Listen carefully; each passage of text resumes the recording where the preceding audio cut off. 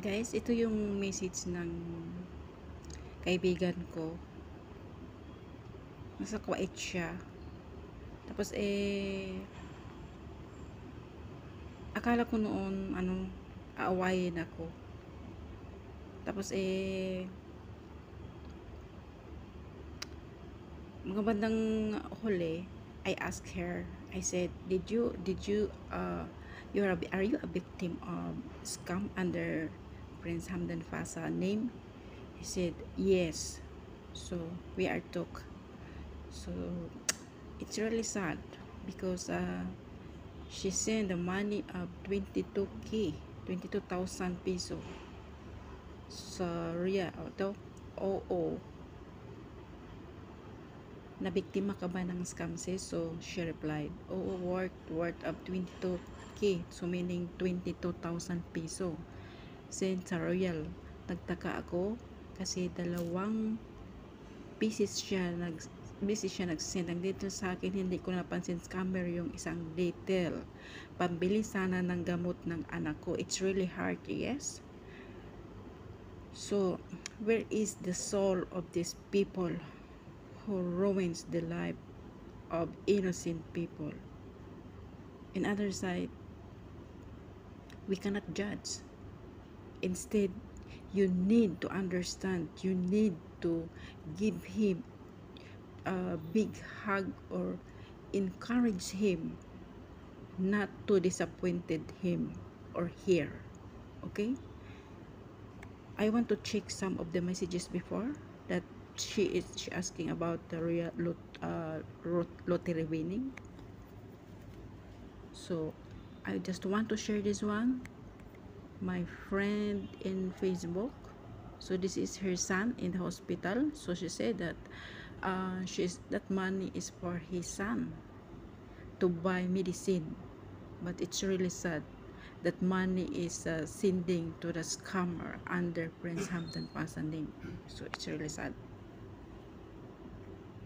So this is the video. So this is the video.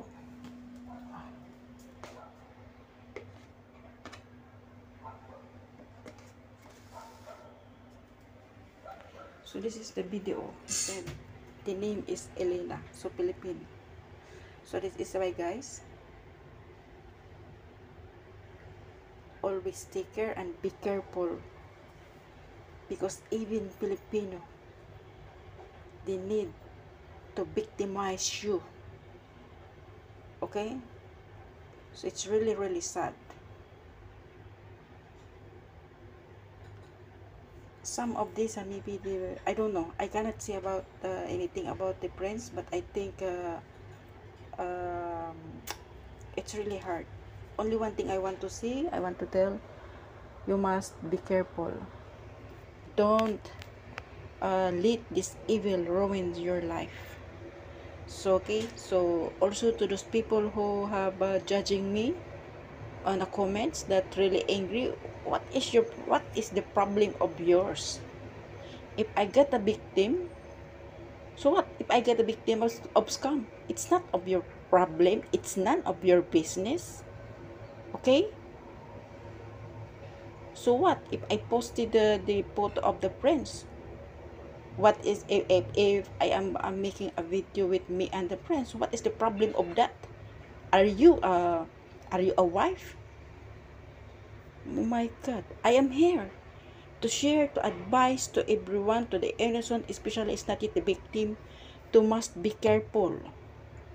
Okay, so if they don't accept my advice, it's up to them. If they want to try, sure they can. I am not cross any profile to write not good. Okay, I am not same this other woman who writes in the comment section in my YouTube channel. They are really bad. The voice come out of their mouth is more than bad smell, more than a rubbish. Okay, so Have a nice day guys and good luck. Happy Saturday. Bye-bye.